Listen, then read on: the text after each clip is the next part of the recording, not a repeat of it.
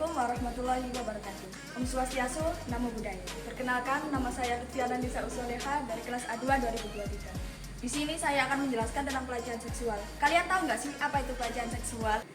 Pelecehan seksual adalah tindakan atau perilaku yang berhubungan dengan seksual. 8 dari 10 wanita di Indonesia telah mengalami pelecehan seksual. Pelecehan seksual saat ini tidak hanya terjadi pada wanita yang pergi keluar saat malam hari, namun terjadi di daerah publik yang ramai, dan apalagi dengan kemajuan teknologi saat ini. Pelecehan seksual tidak hanya terjadi di malam hari, namun juga terjadi di pagi, siang, dan sore hari. Berikut contoh pelecehan seksual di era publik saat ini.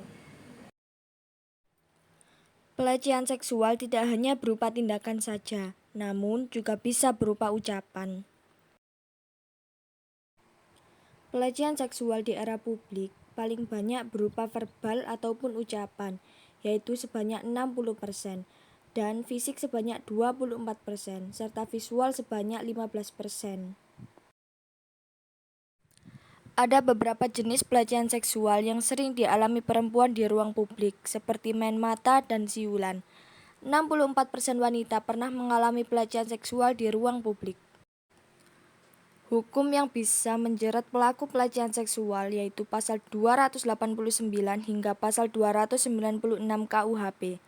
UU nomor 21 tahun 2007 tentang penghapusan perdagangan orang, UU nomor 23 tahun 2004 tentang penghapusan kekerasan dalam rumah tangga. Tidak hanya di ruang publik saja, pelecehan seksual juga sering terjadi di media sosial. Adapun contoh dari pelecehan seksual melalui media sosial yaitu seperti kita berkomentar yang tidak sesuai. Adapun dampak dari kekerasan seksual di era digital yaitu yang pertama, perundungan dengan menggunakan aspek tubuh atau seksualitas seseorang. Yang kedua, melakukan stalking dan membuat orang lain tidak nyaman dan tidak aman bermedia sosial. Yang ketiga, mengirim pesan atau komentar seksual kepada orang tertentu di media sosial, dan masih banyak lagi. Pelecehan verbal atau ucapan atau yang sering disebut catcalling itu biasanya dianggap lumrah oleh sebagian masyarakat. Tapi nyatanya, pelecehan seksual tidak hanya secara fisik, tetapi juga secara verbal. Contoh dari pelecehan verbal yaitu seperti, "Cewek, mau kemana?" Adapun cara untuk melawan pelecehan secara verbal yaitu dengan cara yang pertama, lihat situasi, yang kedua, tatap matanya. Jika situasi memungkinkan, pelototi dan tatap mata pelaku alih-alih menundukkan.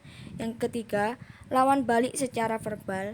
Dan yang keempat, lakukan hal yang tak biasa seperti memfoto para pelaku pelecehan seksual.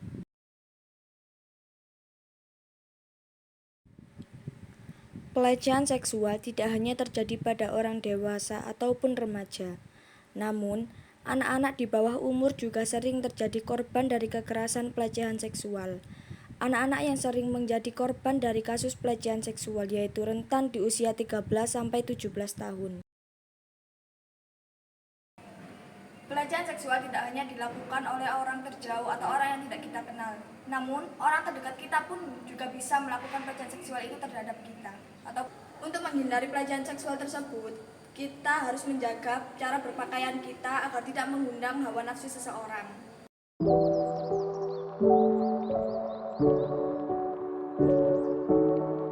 Mungkin trauma dan sulit bersosialisasi di halayak umum.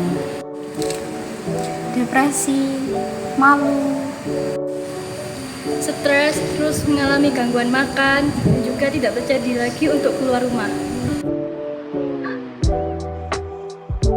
Mungkin saya akan berteriak dan meminta tolong. Mungkin pertama saya akan shock, dan mungkin selanjutnya saya akan meminta bantuan orang-orang sekitar. Melaporkan langsung kepada pihak yang berwajib. Seperti yang bisa kita lihat saat ini, bahwa masih banyak di luar sana teriakan-teriakan dari korban pelecehan seksual. Dan masih sangat disayangkan bahwa dari kita masih banyak yang menutup mata serta telinga mereka akan kasus ini. Bukannya mendapat pertolongan, korban malah disalahkan hingga menjadi tersangka. Sangat miris dan sangat disayangkan. Kita semua tahu bahwa anak adalah anugerah terindah dari Tuhan, dan tidak sepantasnya mereka mendapatkan kekerasan serta pelecehan seksual. Sekian yang dapat saya sampaikan tentang kasus pelecehan seksual. Terima kasih. Wassalamualaikum warahmatullahi wabarakatuh.